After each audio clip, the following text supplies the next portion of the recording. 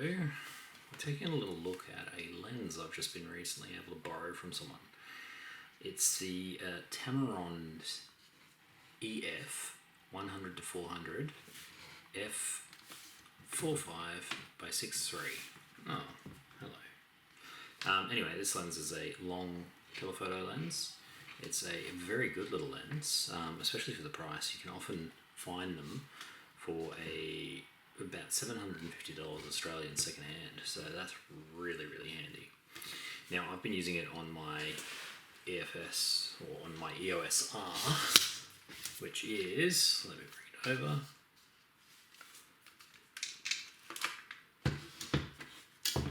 just the bog standard EOS R with the with the EF to RF adapter on the front there. It's got the control ring on there too. Very good little camera too. Would one day love to have a 6D for the wildlife photography I take, but really love this camera. Love that little curtain there as well, just to protect it from any sort of greedlies getting into the action. Anyway, so this is really aimed at us budget photographers. So those of us who can't really afford lenses all that often.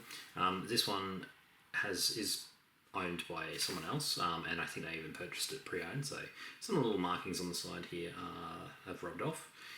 It's got a couple of these dials basically stand for our VC mode, so that's our vibration control. You've got 2 or 3 settings there.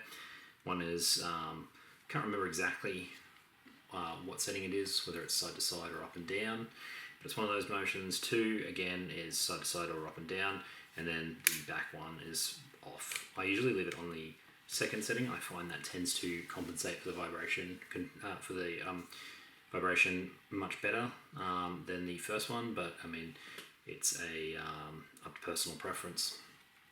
And the other setting is for autofocus limits.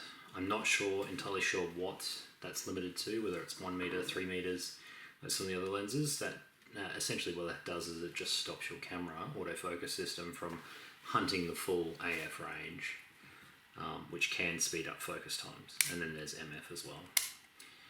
Now it's not a tiny lens, but that said, it is actually reasonably portable for a full frame lens.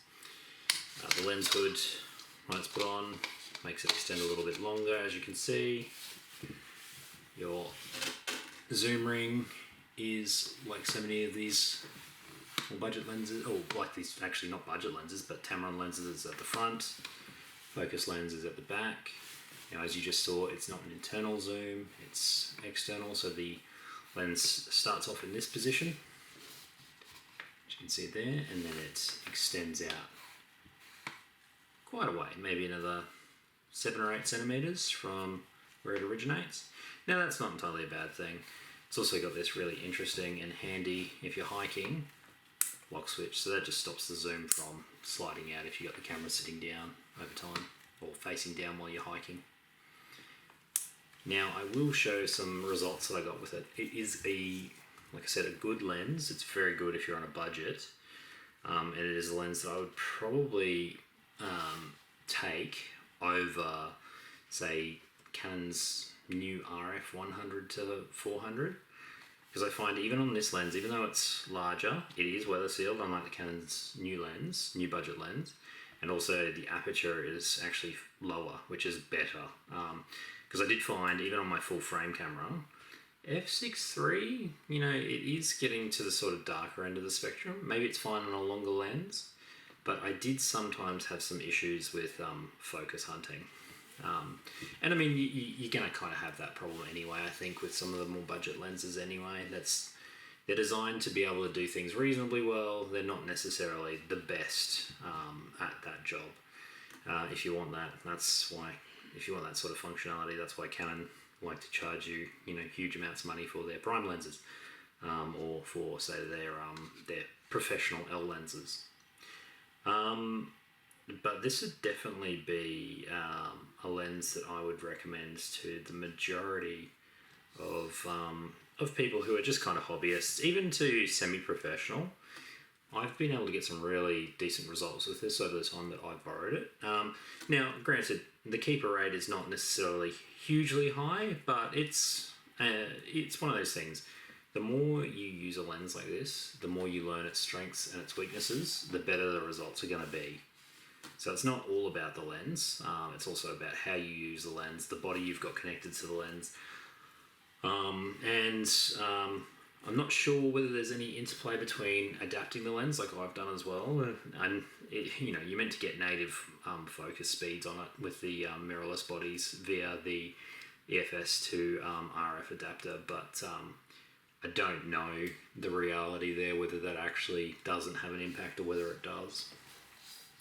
As you can see, the back of it is just, bog standard back. It's got a little rubber gasket there because it is weather sealed, as I said. So if you're a hiker or anything like that, it's pretty good to take out with you. You've got the, obviously, standard lens cap there. And in terms of weight, it's not a light lens. It's not a small lens by any stretch of the imagination. But it is still reasonably handy. It's not like the 70-200 f2.8 that I use. That's quite a bit heavier, and that's a Tamron lens as well, another adapted EF lens. And you tend, I use a Peak Design strap, quite a wide strap. I tend not to feel it too much when I'm sort of hiking around, as long as I don't have the strap too loose. If the strap is loose, then the lens bounces around a little bit, and that kind of adds to the feeling of weightiness of the whole setup. But yeah, I would love to see this lens used. I'm sure there are videos out there on an R6 or an R5. I reckon with the wildlife autofocus, it would probably do a better job. Obviously, low light is not necessarily a strength of a lens like this, but I mean, for the cost, it's definitely a lens I'd have. I'm really keen in the future to try its little bigger brother, the 150-600 G2. But yeah, if you enjoy the video, like and subscribe. Enjoy. Cheers.